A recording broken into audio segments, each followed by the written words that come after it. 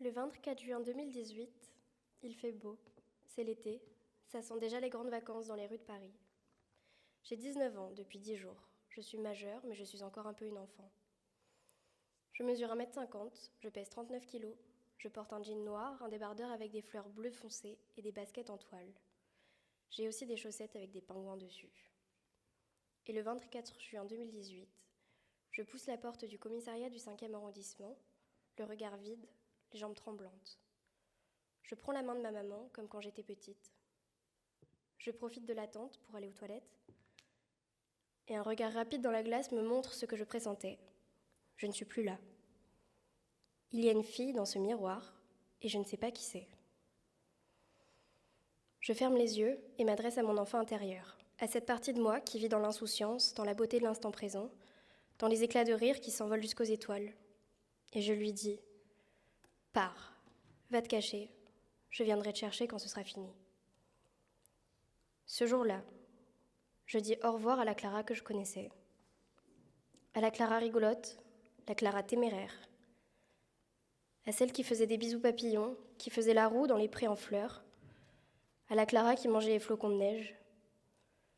Je dis aussi au revoir aux nuits calmes et sereines, à la tendresse de la main qui se pose sur ma nuque, au sourire franc qu'on adresse à la vie quand tout va bien. Mais je ne dis pas au revoir à l'espoir. Lui, il reste là, comme un phare dans la nuit. Les auditions s'enchaînent et se ressemblent. Les policiers disent des mots qui ne font aucun sens. Est-ce que vous avez pris du plaisir ?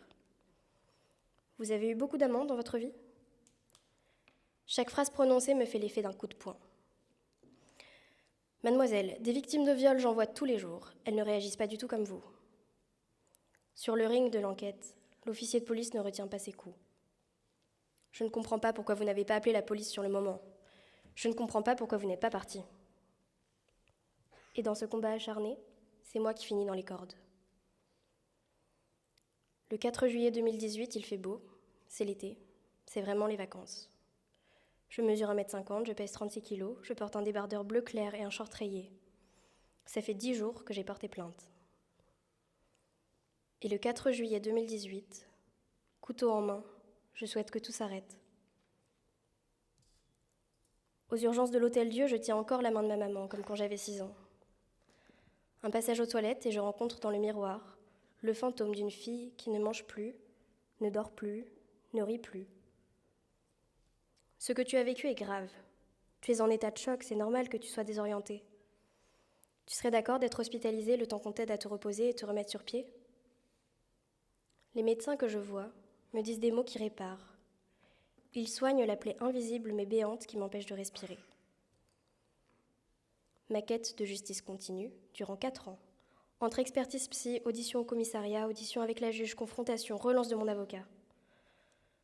Le ring de l'enquête a laissé place au ring de l'instruction menée par la juge, mais les coups restent les mêmes. Vous n'avez pas pensé qu'en allant dormir avec lui, il aurait des envies. Vous trouvez ça normal de ne pas vous défendre plus qu'en disant quelques noms ? Si vous n'acceptez pas la correctionnalisation, j'envisagerai de prononcer un non-lieu.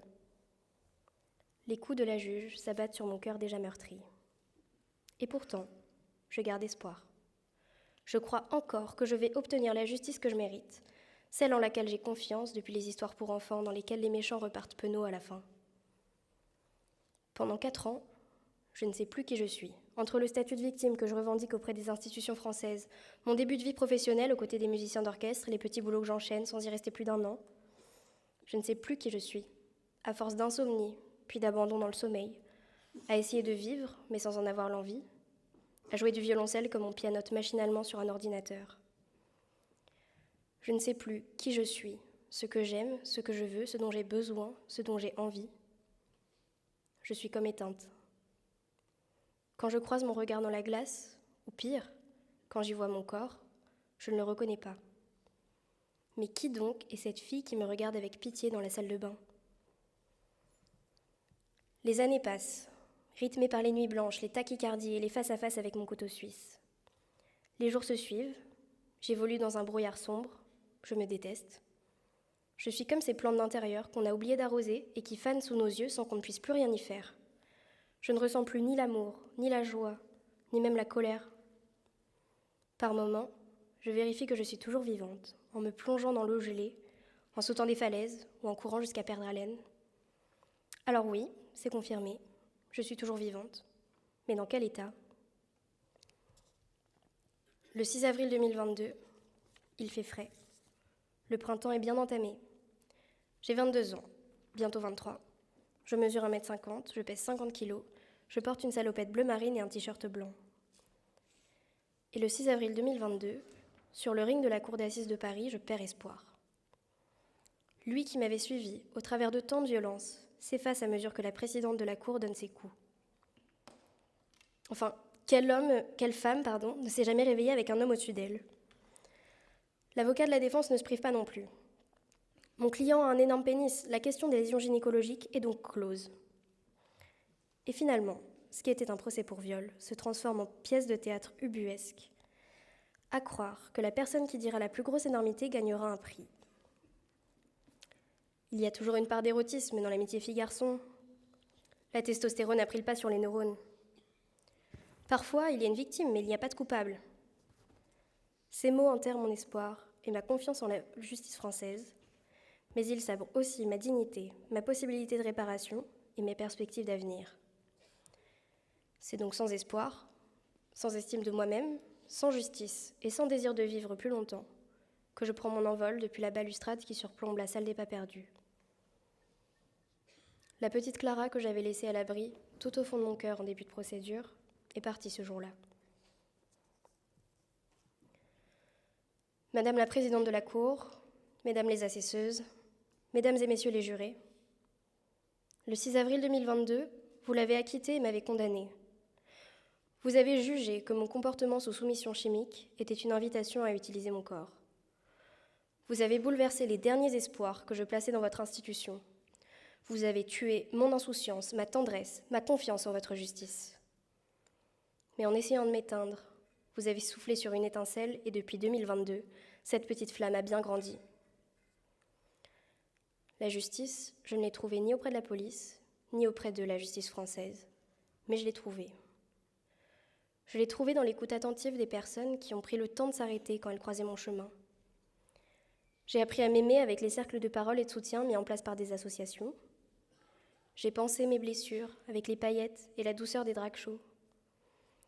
J'ai ri à nouveau avec l'humour tendre et franc des chuchotements au milieu de la nuit. J'ai pleuré sans que ça me coupe le souffle, grâce aux amis qui redonnent du sens aux mots et aux gestes. J'ai trouvé d'autres petites flammes qu'on a tenté d'éteindre en vain. Et ensemble, nous formons un grand feu. Le 10 février 2025, il fait froid dehors, mais il fait chaud dans mon cœur. J'ai 25 ans, je mesure 1m50, ça ne change pas.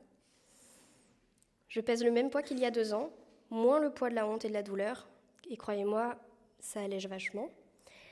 Je porte les mêmes vêtements que lorsque la justice m'a nié il y a 3 ans. Le 10 février 2025, ça fait 2 ans et demi que j'ai dénoncé auprès de la Cour européenne des droits de l'homme les violences institutionnelles que j'ai subies.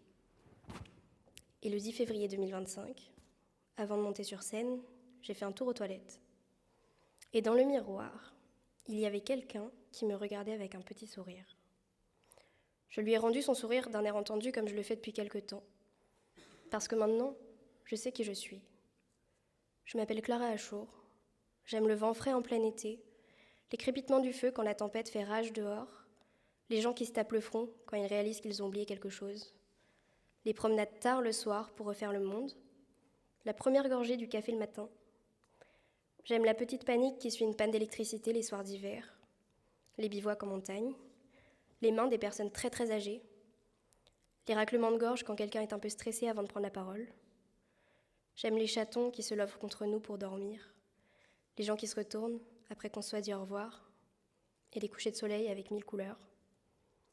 Je m'appelle Clara Achour, et aujourd'hui, je vis avec un feu dans mon cœur, juste là, et rien ni personne ne pourra l'éteindre. Merci.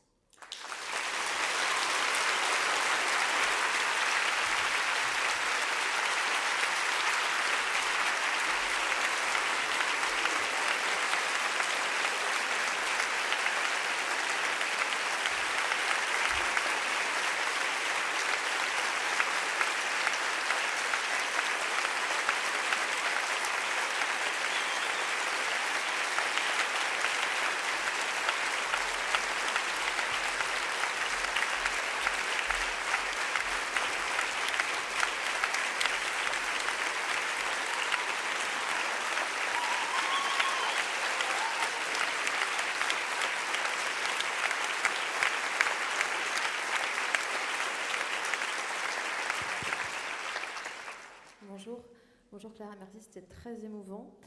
Moi j'ai une question. Votre compte Instagram s'appelle Survivante, donc ça vient du mot survivor américain. Vous avez fait le choix de ne pas utiliser le mot victime, mais donc survivante. Vous pouvez me dire pourquoi ? Alors, en ce qui me concerne, et je ne parle évidemment que pour moi, je n'ai pas de souci à utiliser le mot victime quand ça me concerne, parce que c'est un statut que j'ai revendiqué et que je revendique encore et qu'on ne m'a toujours pas accordé. Peut-être qu'on ne me l'accordera jamais. Mais je voulais, pour ce compte Instagram, un mot qui puisse aussi faire transparaître de l'état fantomatique dans lequel j'étais.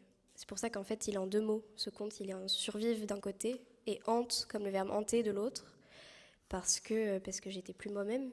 Et je pense que je voulais aussi mettre un petit peu de poésie dans ce titre-là qui allait s'accompagner ensuite d'un discours un peu lourd.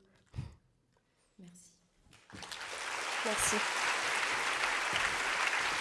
Bravo Clara.